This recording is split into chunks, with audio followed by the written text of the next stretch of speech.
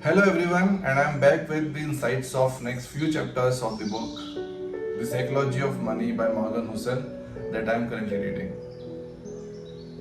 But before proceeding further, in my last video I asked one question, that what would be the strategy that you would follow to stay wealthy. I got varied answers, but one of the answers that I liked the most was how economical you are in spending the money. As per author, in author's word, this is nothing but being frugal, having frugality, and just add to it a little bit of paranoia. That would be the mantra of staying wealthy. Now moving on to the next chapter of the book, that is the sixth chapter of the book, tails you win, because tails drive everything. Whatever the success we see around us is nothing but the final outcome of those tail events. We never get to know the number of failures that have gone behind getting the success of this event. Anything that we see around that is huge, profitable, famous or influential is nothing but the result of the tail event. Just think of the probability. These kinds of events are nothing but 1 in thousands or in million. And at times we underestimate that how normal it is to be failed. But when we fail, we overrate.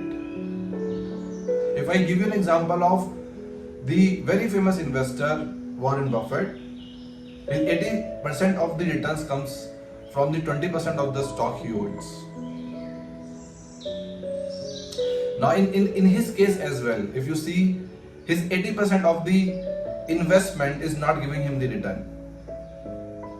As per very famous another investor, George Soros, it is not important how many times we are right or wrong. The important is how much money we make when we are right and how much money we lose when we are wrong. There could be a possibility that we could be wrong, more than half of the time, but we still can make a fortune.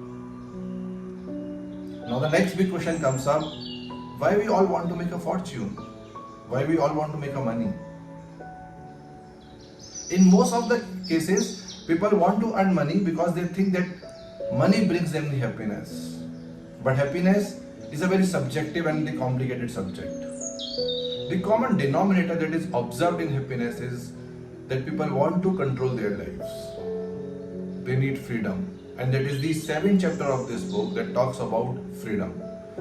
That people want to earn money because they need freedom to do what they want to do, when they want to do, with whom they want to do, and how long they want to do.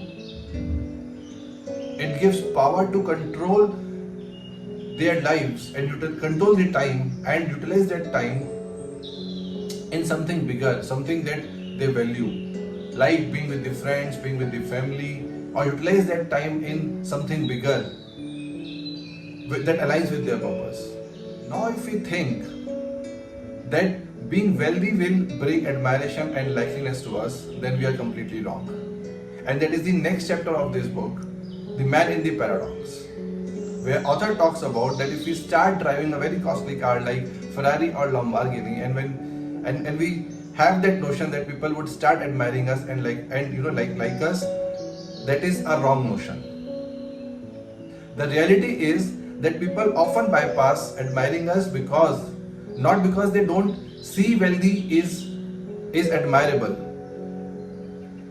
but they start seeing our wealth as a benchmark for their desire to be admired and liked.